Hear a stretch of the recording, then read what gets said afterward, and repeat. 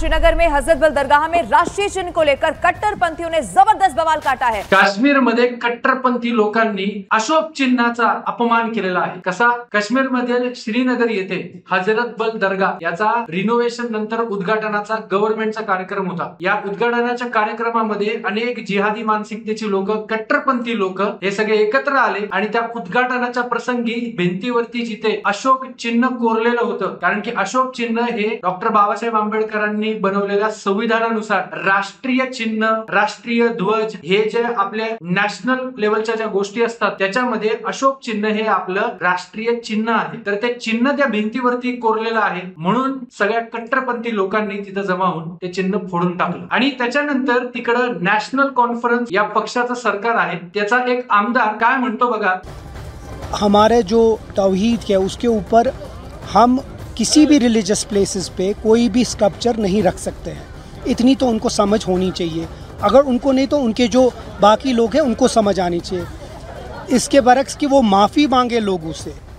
त्याचा आमदार काय म्हणतो बघा की लोक किती मूर्ख आहेत, त्यांना समजलं पाहिजे की इस्लाम धर्मामध्ये मूर्ती पूजा अलाउड नाहीये आणि तुम्ही अशोक चिन्ह कसं काय करू शकता आमच्या धार्मिक स्थळावरती। एकतर सगळ्यात पहिली गोष्ट, हा माणूस एकीकडे म्हणतोय की इस्लाम धर्मामध्ये मूर्ती पूजा अलाउड नाहीये आणि जो कार्यक्रम होता हा एका दर्ग्याचाच कार्यक्रम होता। मग दर्ग्यामध्ये तुम्ही लोक जाऊन जी पूजा करत आहात, एकीकडे तू म्हणतोय की अशोक चिन्ह फोडा कारण की अशोक चिन्हाला मान्यता नाहीये इस्लाम मध्ये, आणि दुसरीकडे तुम्ही दर्ग्यामध्ये जाऊन तिथं नक्की करता काय? हा प्रश्न सर्व नॅशनल मीडियामध्ये लोक सध्या विचारत आहेत। माझा प्रश्न आहे नॅशनल मीडियाला, नॅशनल मीडिया आता सगळीकडे स्क्रीनवरती दाखवत आहे की काही कट्टरपंथी लोकांनी केलं, काही कट्टरपंथी लोकांनी केलं। का तुम्ही खोट्या न्यूज चालवता? तुम्ही क्लिअरली का सांगत नाही की एका धर्म विशेष समुदायाची ही धार्मिक मागणी आहे? तुम्ही का जसंच्या तसं न्यूज दाखवत नाही? तुम्ही का लोकांना फसवताय? का तुम्ही हिंदू लोकांना मिसगाईड करताय? मी तुम्हाला काही डेटा सांगतो। टोटल जम्मू काश्मीर मध्ये साधारण 70% लोक मुसलमान आहेत आणि 30% लोक हे हिंदू आहेत। आणि तिकडच्या श्रीनगर किंवा जो काश्मीरचा जो मेन पार्ट आहे तर तिथं 97 ते 98% मुसलमान आहेत। आणि जर मुस्लिम समाजाची ही जर मागणी असेल की आम्हाला कोणत्याही धर्माच्या स्थळावरती अशोक चिन्ह नकोय, आम्हाला मूर्ती पूजा करायची नाहीये, ते लोक